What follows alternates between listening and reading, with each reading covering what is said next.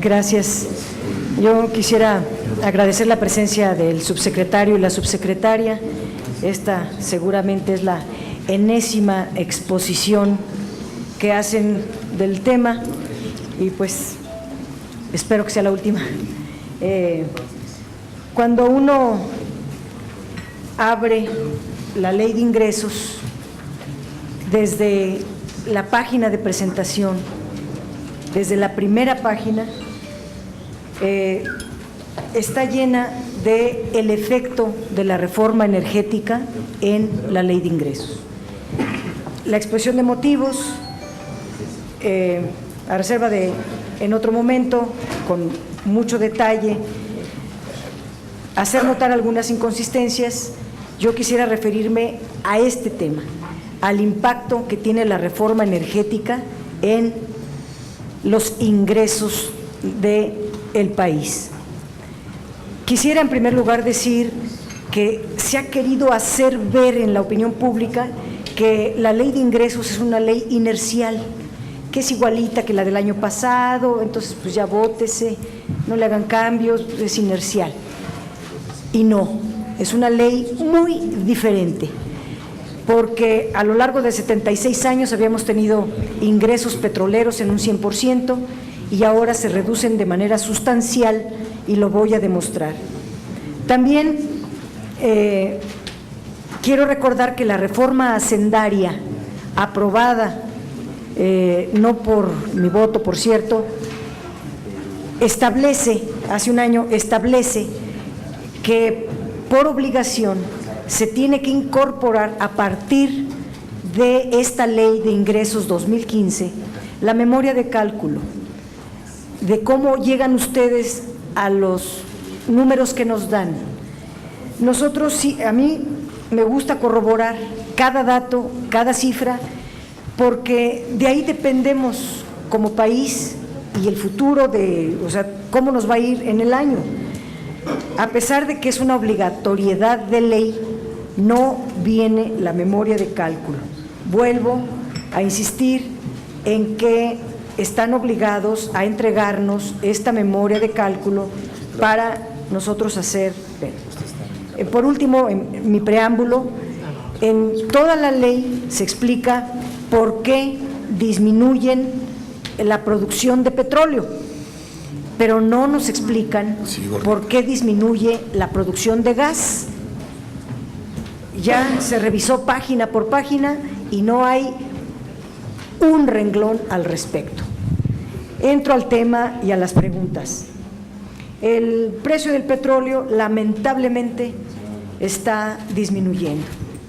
El día de ayer, o el 20 de octubre, no sé cuándo fue, cuando se revisó esto, cerró en $77 y continúa una tendencia decreciente desde junio. Me sorprende que si desde junio trae una tendencia descendente, no venga, o sea, se presenta hasta septiembre esta ley o los criterios de política económica y la estimación de ingresos petroleros, y no viene esta contingencia que ya se observaba desde meses atrás. Ha descendido $25 y en lo que va a octubre el precio se ubica en $80.62 por barril, es por debajo de los $86 que están estimados en los criterios de política económica 2014. Como sea, siendo mala la noticia, estamos incluso abajo, en promedio, de lo que establecen los criterios de política 2014. La caída de los precios y la menor plataforma de exportación ocasionan que el valor de las exportaciones de enero a agosto de este año haya caído menos 8.8%. Y esta cifra se va a incrementar conforme pase el tiempo, septiembre, octubre, noviembre, y las perspectivas no son alentadoras. Voy a la pregunta. si siguen cayendo los precios del petróleo, como bien dijo la subsecretaria, este asunto entre la guerra entre Estados Unidos por haber aumentado su producción y los precios de la OPEP, que establece estos precios, no va a parar en el corto plazo, lamentablemente. Entonces, en la hipótesis de que sigan disminuyendo los precios del petróleo, se pone en cuestionamiento toda la ronda 1, porque la ronda 1, sobre todo en aguas profundas, se hizo a partir de estimaciones de $100, de resultar cierta rentabilidad, porque los costos en aguas profundas pues son muy altos y a $100 habría alguna rentabilidad. Pero si nos vamos a $86, entonces todo el programa de la estrategia de la reforma energética se pone en cuestionamiento. Señalo alguna frase que acaba de decir el presidente de Chevron. Él decía que los $100 de hoy son los $20 de ayer, entendiendo que los $20 son de antes, era el mínimo que se requería para hacer rentabilidad. Hoy se requieren $100 por barril para poder hacer rentables proyectos de la naturaleza como los que vienen en la ronda 1. Si esto resulta, pues entonces todo va a ser para el contratista y el país no va a ganar nada de ingresos petroleros. Pero además tenemos que definir, y yo le pediría a la subsecretaria, porque es la que tiene el conocimiento y los documentos que nos permitirían, yo le preguntaría, ¿los $86 llegaron para quedarse o cuál es su hipótesis, al menos para este sexenio? Lo comento porque también la reforma hacendaria obliga al gobierno a entregarnos una prospectiva de ingresos a lo largo de 5 años. No están entregando su prospectiva y entonces estoy haciendo esa pregunta. Y diría, no se conocen a la fecha las curvas de declinación de la producción de petróleo en Estados Unidos, que ahorita el aumento de la producción petrolera en Estados Unidos es derivada del gas shale y del oil shale, es decir, por la técnica del fracking. Si no conocemos todavía cuál es la curva de declinación con la técnica del fracking, yo pregunto, ¿es a corto, a mediano, a largo plazo la técnica para poder saber si las inversiones o las expectativas son optimistas o pesimistas? Necesitamos parámetros para poder ver cómo nos vamos a mover en el año. Es una técnica nueva que a la fecha no nos han explicado cuál sería esta declinación en los recursos no convencionales. Lo comento porque Pemex, a través del IFAI, nos está informando que en México ya se abrieron 3,289 pozos con la técnica de fracking. Si ustedes ya abrieron 3,289 pozos con la técnica de fracking, 2,282 en Veracruz, 329 en Burgos y 678 en Chicontepec, entonces, ¿cuál es la curva de declinación que nos permita saber que las inversiones que están haciéndose en nuestro país con estas cantidades gigantescas de pozos con la técnica de fracking, que por cierto, en toda la discusión de la reforma energética hubo serios cuestionamientos a esa técnica y es muy peligrosa? Y es más peligroso no informar, porque nos habían dicho que teníamos apenas 20 pocitos y que por eso se hacía la reforma energética, porque mientras Estados Unidos ya tenía 50,000 pozos, México ni a 9 llegaba, y entonces nos enseñaban un mapa del Golfo de México con 9 puntitos, en cambio un montón de puntos en Estados Unidos, Y ahora resulta que en lugar de 9 puntitos, debieron haber dibujado pues 3,289 puntitos, pero eso es a lo que se llama falsear la información. Otro tema, bueno, mejor me voy más rápido.